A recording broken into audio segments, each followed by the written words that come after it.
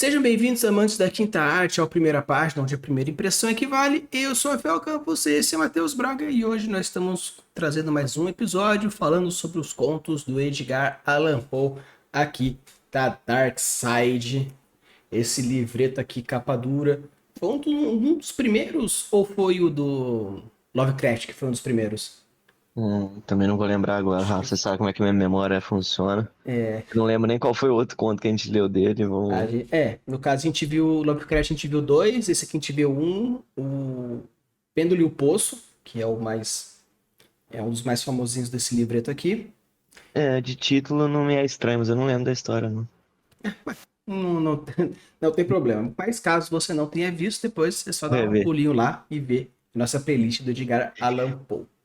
A Está gente bem. vai ler aqui, são contos, no caso, aqui os livros da Dark Side. Isso aqui é uma edição de medo clássico. A Dark Side tem diversos selos diferentes. Tem tanto o terror, terror clássico, terror gore, fantasia, tem diversos selos, então se você curte aí, Dark Side é sempre uma boa opção. Mas no caso aqui não importa o livro seja bom, vamos ver se o texto em si ele é bom aqui. Então, O Gato Preto, Edgar Allan Poe, dos contos narradores homicidas. Para a narrativa fantástica, embora prosaica, que estou prestes a relatar, não espero ou peço crédito. Eu seria louco se fato esperasse por isso, sendo uma história cujas evidências são rejeitadas por meus próprios sentidos. Contudo, não sou louco e com toda certeza não foi um sonho. Mas amanhã estarei morto e hoje preciso remover esse fardo de minha alma. Meu intento imediato é expor de perante ao mundo, de maneira direta, sucinta e sem especulações, uma série de meros acontecimentos domésticos. Tais acontecimentos, em suas consequências, me aterrorizaram, me torturaram, me destruíram. No entanto, não tentarei explaná-los. Para mim, apresentaram-se como um total horror. Para muitos, onde parecer mais barrocos do que terríveis. É possível que doravante algum espírito mais sábio possa reduzir minha ilusão a um lugar comum.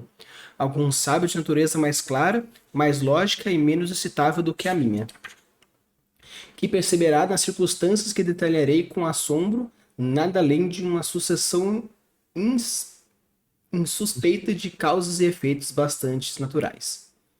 Desde criança, sou conhecido por meu temperamento dócil e humano.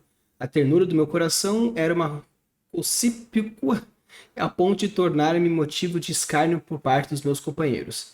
Era especialmente afeiçoado aos bichos e os meus pais sempre me agradaram com grande variedade de animais de estimação. Passava a maior parte do tempo com eles e nada me alegrava mais do que alimentá-los e acariciá-los. Esse traço de personalidade cresceu junto comigo e, na idade adulta, constituía de uma das minhas principais fontes de contentamento. Para aqueles que já nutriram afeição por um cão fiel e sagaz, não preciso me dar ao trabalho de explicar a natureza e a intensidade da gratificação que obtemos de tal vínculo. Há algum de altruísta e abnegado no amor de um animal que toca o coração daquele que põe estar a miúde e amizade precária a uma fidelidade leviana dos homens. Você já deu uma roubada aí, né, Rafa? Já dei uma roubada porque senão não tinha nada para ler. No caso, quando a gente fala de um texto de 1840, Deixa eu ver como é que é diferente é as uma técnicas, né? estrutura de texto extremamente diferente. E a primeira página também, né, Rafa? Ela tem um espaçozão em branco aí, né? Calhamaçado, Então, gigante. E aqui, acaba que caso, é, quase metade da página em branco, então, basicamente. enfim, vamos lá. O Gato Preto. É, o título é com Rafa. Apesar de que, ó, Gato Preto, querendo ou não, não sei se desde os primórdios da humanidade já existia essa superstição, esse significante para o inconsciente humano, né? Se é um mau agouro, se sempre foi, ou se ele foi quem introduziu isso na humanidade, acho pouco provável, mas pela antiguidade vai saber. É, Os gatos pretos vieram, eles surgiram a mítica na época da Inquisição, da principalmente, bruxaria, devido à né? bruxaria, porque os gatos, eles ficavam próximos das mulheres que faziam poções, entre aspas, porque Uhum, no inverno frio da Europa, os gatos se acolchoavam em casas que tinham caldeiras. Ou justo. seja, era mais para se proteger do Bruxas. frio mesmo. Não faz sentido. Então, assim, é um título que, em princípio, não conversa diretamente com essa primeira página, mas ele já traz, já carrega, né, uma série de significados aí para quem lê, né? É, e aí, Rafa, o começo da história em si, eu acho uma premissa muito boa, apesar de que eu começaria com ela de fato, que é cadê? Mas amanhã estarei morto. Isso para mim daria uma ótima primeira frase, sabe? Tipo, começando especificamente com essa parte. Ele dá uma introduçãozinha primeiro, falando sobre não ser louco, né? Que aconteceu algo que é interessante também, desperta uma curiosidade também, mas eu acho que o amanhã eu vou estar morto, ele é muito mais potente, ganharia muito mais a atenção do leitor do que essa descrição sobre o crédito ou não, né? Se ele ser louco ou não. Então, acho que pelo começo eu mudaria isso aí, apesar de não é que tá ruim, não é nesse sentido, só que eu acho que seria possível ganhar mais impacto, mais atenção se começasse com essa outra forma. Sim, uma coisa que a gente fala sobre as observações que a gente traz aqui no canal é principalmente mediante as, primeiro, especulações nossas, o gosto nosso, e também pelo fato de comparar com textos já famosos que são consagrados de uma maneira geral. E sim, eu concordo bastante que essa primeira frase dizendo amanhã estarei morto, ela é extremamente impactante, mas uma coisa que, para quem é apreciador de clássico, no caso 1800, 1900, 1700 alguma coisa, é muito comum trazer essa, principalmente o Edgar Allan Poe, ele gosta muito de trazer para o factível a fantasia e o terror. Então, para que fique aquela coisa tipo, essa história é baseada em fatos reais, então meio que para falar assim, não, um gato amaldiçoou a minha vida. Pô, isso aqui é lenda, né? Talvez na época da Idade Média fosse ok, mas pô, nós já estamos em 1800, é claro que isso aí é mito. Então, para quebrar essa suspensão da descrença, eu falo, não, eu vou contar um negócio que aconteceu de verdade, tanto que tal coisa, tal coisa, tal coisa. Grande parte das histórias do Edgar Allan Poe ele tenta trazer para para a realidade, por isso essa justificativa, mas não impede de colocar como primeira frase: amanhã estarei morto, mas não espere que eu sou louco. Aí começa toda a Uhum, explicação. Talvez só é, essa mudança agradaria inversão, tanto os leitores modernos quanto os leitores antigos. justo.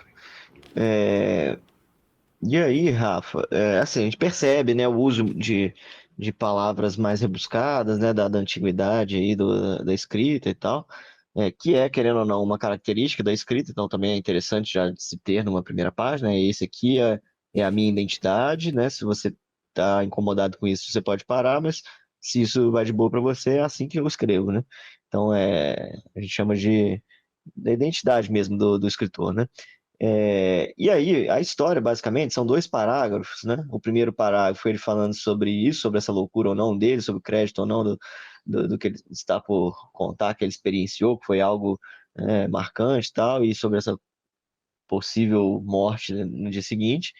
E no segundo parágrafo em si, é uma descrição, uma característica do personagem, a caracterização do personagem, né? Eu vou ambientar aqui, sou assim desde criança, gosto de animais, querendo ou não, são duas formas, eu acho, que o Edgar Allan Poe aí usou para criar empatia com o personagem. A primeira, dizendo que ele está por morrer, né? Eu vou morrer amanhã, então você já cria uma empatia com alguém que está para morrer, mesmo que você não conheça, né? Pode ser que depois você revele, o cara era um grande filho da puta, aí você perde um pouco na sua afinidade.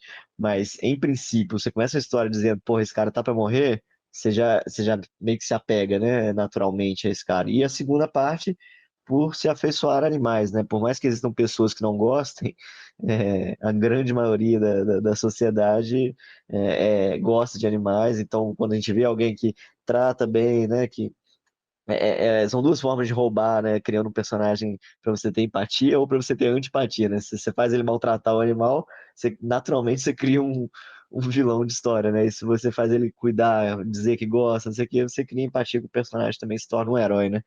Então, acho que foram duas formas aí que o Edgar Allan Poe usou para poder caracterizar e empatizar o leitor com o personagem. Sim. E o negócio interessante é que, no caso, eu já li todos os contos desse livro, então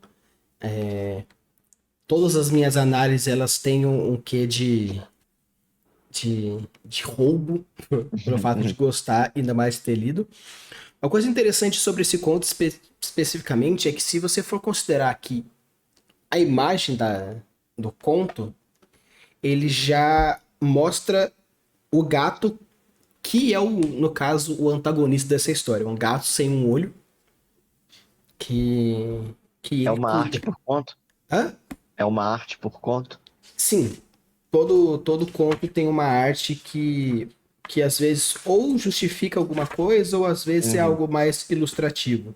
No entendi. caso, por exemplo, o barril e o amontilado é uma das cenas que acontece, não é tipo, não estragaria. No caso aqui também não estraga porque logo logo já fala assim, ah, apareceu um gato na minha casa, ele não tinha um olho, Não, e é o papapá. título do livro também, né? E é o O título título do do conto, capítulo né? da história. Então, é.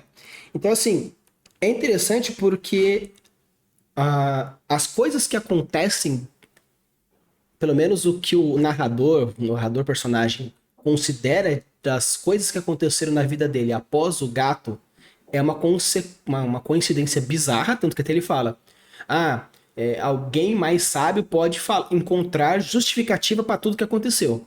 Porém, desde que esse gato chegou na minha vida virou uma merda. Eu sei que amanhã eu vou morrer devido a esse gato. Né? Então, tipo, no caso, ele começa a justificar as coisas que vão acontecer, porque vão ser coisas absurdas. Então ele já traz assim, ó, eu não sou insano, não sou doente, não sou louco, meio que para fortalecer um pouco a suspensão da descrença, que vai ser colocado um pouco mais para frente. E o segundo parágrafo é interessante porque, principalmente naquela época, se algum tipo de animal ou pessoa não você não conseguia ser o anfitrião dessa pessoa, fatalmente você expulsava. Expulsava da casa, tanto que era muito comum nessa época. Então é estranho, no caso, um gato que faz mal para uma pessoa e em nenhum momento ele simplesmente colocar o gato para fora ou jogar no rio ou qualquer outra coisa maléfica, mas pelo menos.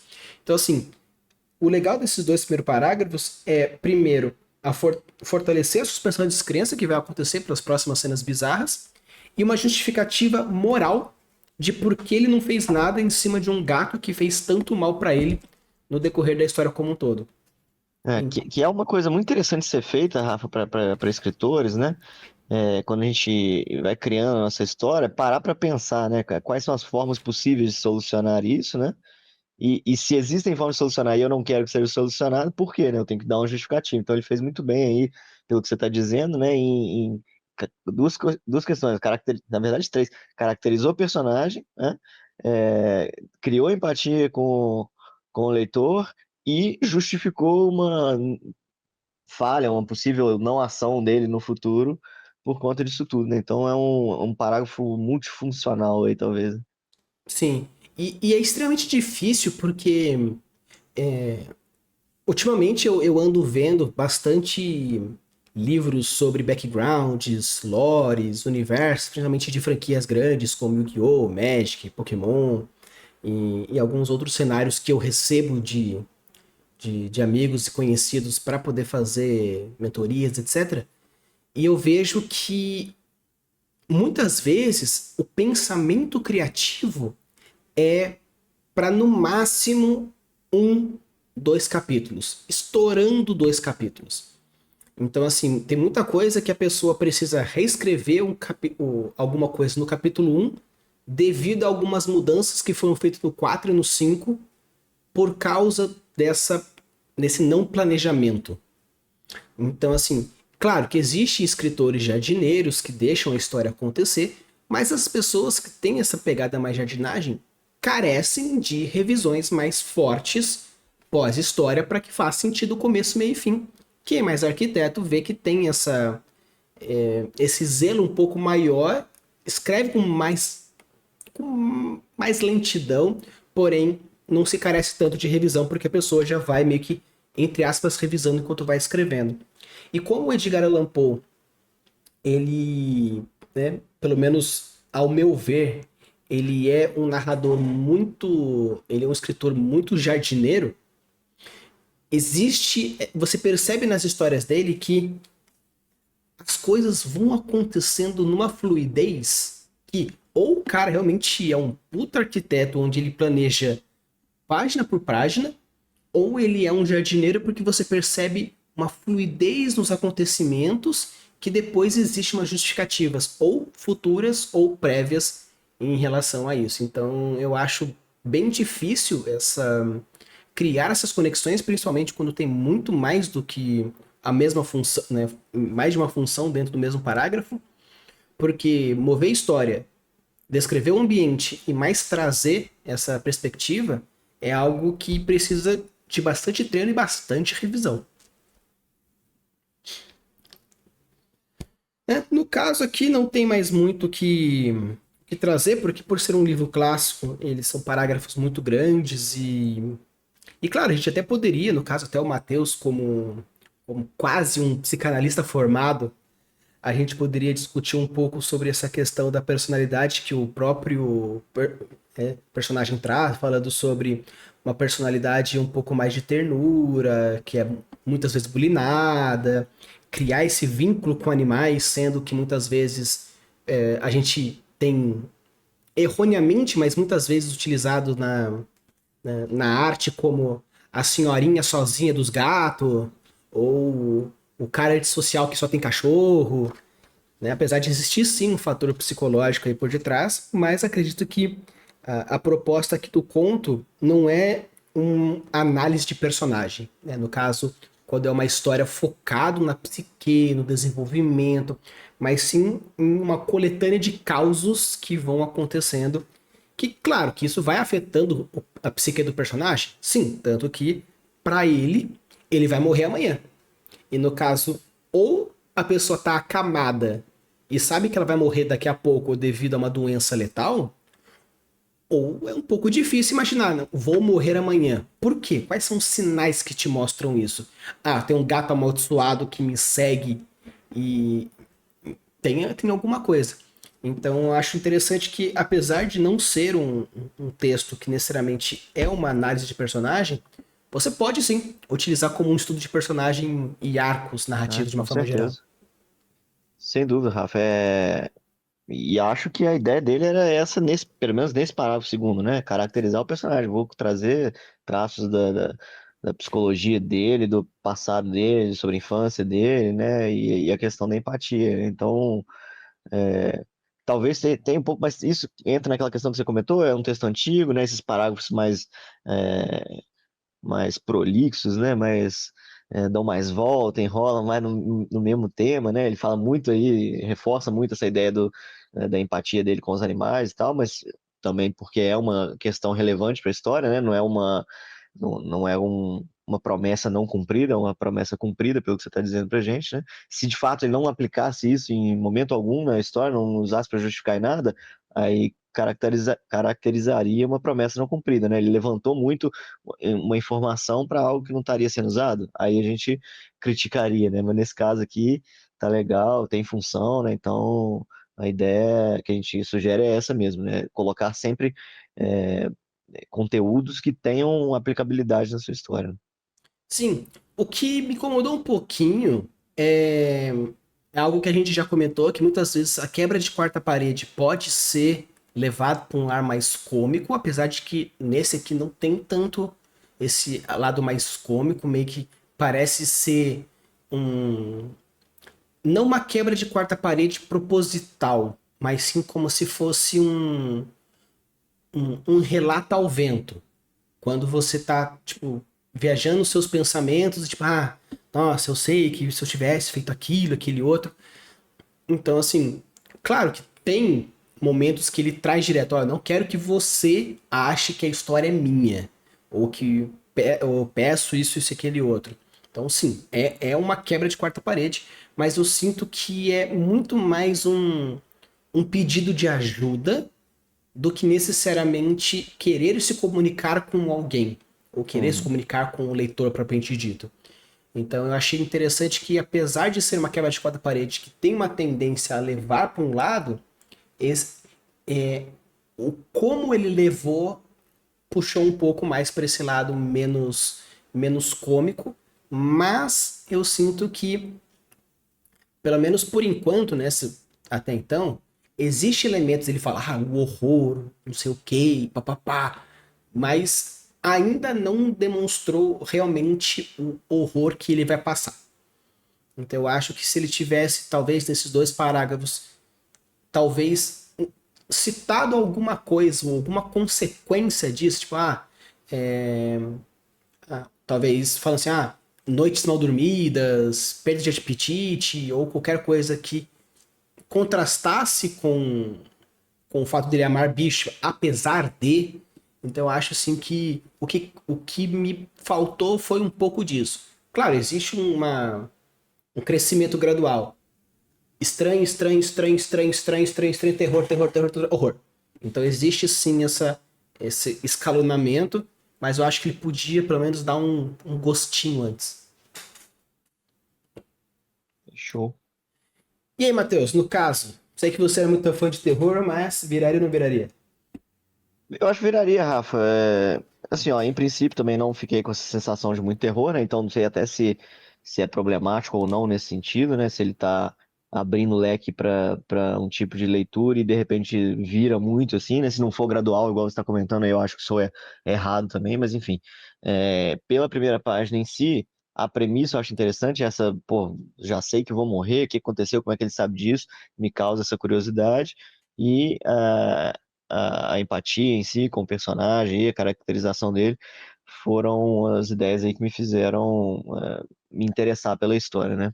Talvez trazendo para os dias atuais, a gente conseguiria quebrar um pouco esses parágrafos, né? Deixar eles mais sucintos, passar só mais o essencial mesmo, mas levando tudo em consideração, eu viraria a página, assim. Sim, eu acho que, no caso, concordo bastante nesse ponto, porque o final dessa segunda página já traz uma referência muito legal. O nome do gato, né? Que, para ficar um pouco mais fácil, tipo assim, é uma analogia a Hades, Senhor do Inferno. Então, se tivesse resumido algumas coisas para que a gente chegasse a essa informação mais rápido, claro, ok, é uma página e meia, né? Uma página e meia você lê que Sim, 2 minutos. Mas eu acho que se tivesse trazido essa informação um pouco antes, talvez engatilhasse melhor com o título e com todo esse fator. Então, verdade. concordo bastante, apesar de que sim, eu viraria mais vezes, porque eu acho muito legal a forma como ele construiu a degradação da psique dele no decorrer do conto. Eu achei isso muito bem feito. E essa premissa, no caso de até que ponto é verdade ou mentira, tanto que num conto antigo meu que é lá o Autópsia de Ninguém, você fica em dúvida se é o cara doente mental ou se realmente é uma possessão demoníaca. Então é legal porque tem elementos que te fazem acreditar que o gato é demoníaco e tem acreditar que o protagonista é louco de alguma forma. Então essa brincadeira dos dois lados me fez virar as 2, 3 vezes já. Então sim, com certeza viraria o conto do Gato Preto. Então, pessoal, deixa aqui nos comentários se você viraria ou não viraria, se você é um fãzinho de terror, aqui é um pouco mais de um suspense, com alguns elementos um pouco mais de terror ou horror. E lembrando aqui, então, já chegou, deixa o like, se inscreve no canal, porque a gente sempre traz aí uns videozinhos bem legais, 2 vezes por semana com livretos bem legais, a gente traz aqui. E se por acaso você gosta de algum especificamente, a gente não trouxe, deixa aqui nos comentários que a gente vai atrás caso a gente já tenha, caso não, a gente arranja de alguma forma. E sempre lembrando que na descrição do vídeo a gente deixa um linkzinho para você mandar o seu texto, sua primeira capa, tudo mais para a gente poder dar uma olhadinha e dar a nossa opinião, beleza? Então, bora ler!